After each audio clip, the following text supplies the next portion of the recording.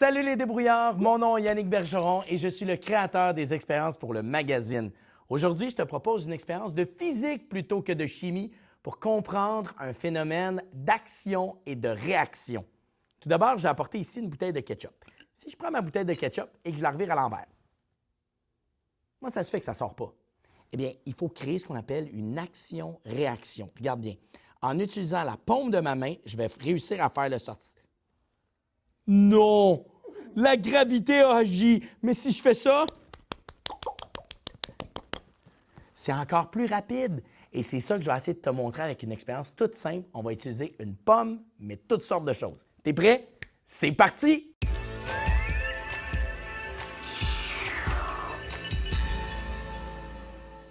Pour réaliser l'expérience, voici le matériel dont tu auras besoin. Tout d'abord, des pommes, une perceuse, une petite scie, un long goujon et un marteau. La première étape consiste à réduire la longueur de ton goujon en te servant d'une petite scie. Pour la deuxième étape, on va percer un trou directement dans la pomme en se servant de la perceuse électrique. OK, j'ai inséré ma pomme dans mon goujon. Si maintenant, je donne quelques coups, qu'est-ce qu'on remarque? La pomme finit par descendre. Maintenant, je vais tenir juste ici mon goujon. Et à l'aide de mon marteau, je vais frapper sur le haut. Pour l'instant, tu ne vois pas la pomme, mais regarde bien ce qui va se passer.